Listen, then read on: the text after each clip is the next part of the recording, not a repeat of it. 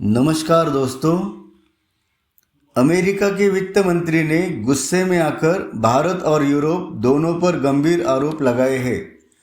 आइए पूरी बात आसान भाषा में समझते हैं। भारत और यूरोपीय यूनियन के बीच फ्री ट्रेड एग्रीमेंट हुआ था। इस डील से भारत का सामान यूरोप में सस्ता जाएगा, यूरोप का सामान भारत में आएगा, व्यापार बढ़ेगा, निवेश और नौकरियां बढ़ेगी। सीधे शब्दों में भारत और यूरोप दोनों को भी फायदा होगा। लेकिन अमेरिका को यही से परेशानी शुरू हो गई। अमेरिकी वित्त मंत्री ने कहा, अमेरिका ने भारत पर सैंक्शंस लगाए थे। उनका कहना है कि भारत रूस से सस्ता कच्चा तेल खरीदता है। भारत अपनी रिफाइनरी में पेट्रोल और डीजल बनाता है और वही पेट्रोलियम प्रोडक्ट यूरोप को बेच देता है। अमेरिका का आरोप है इससे रूस को पैसा मिलता है और वही पैसा यूक्रेन युद्ध में इस्तेमाल होता है। इसी को अमेरिका वॉर फंडिंग बता रहा है। अमेरिकी वित्त मंत्री ने कहा, हमने ये सब रोकने के लिए भारत पर सैंक्शंस लगाए। अमेरिका का कहना है कि हमने भारत को चेतावनी दी, दबाव बनाया ताकि रूस से तेल खरीद बंद हो। लेकिन भारत ने तेल खरीदना नहीं रोका और यूरोप ने भी भारत से तेल खरीदना जारी रखा। यही से अमेरिका और ज़्यादा नाराज़ हुआ।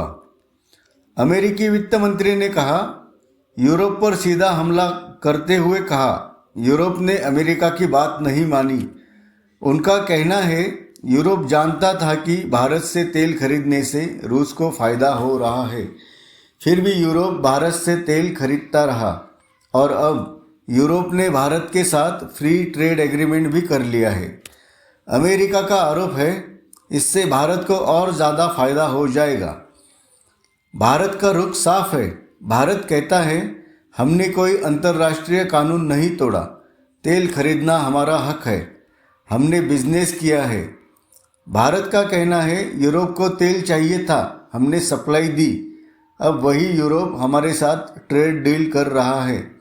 भारत किसी दबाव में नहीं आएगा। इस पूरे मामले में एक बड़ी बात सामने आती है, दुनिया अब बदल रही है। हर देश अपना फ़ायदा देख रहा है।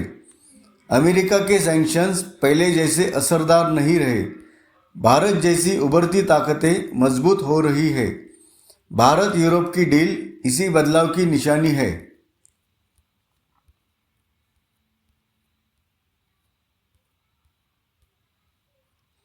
अब सबसे अहम सवाल, अमेरिका आगे क्या करेगा?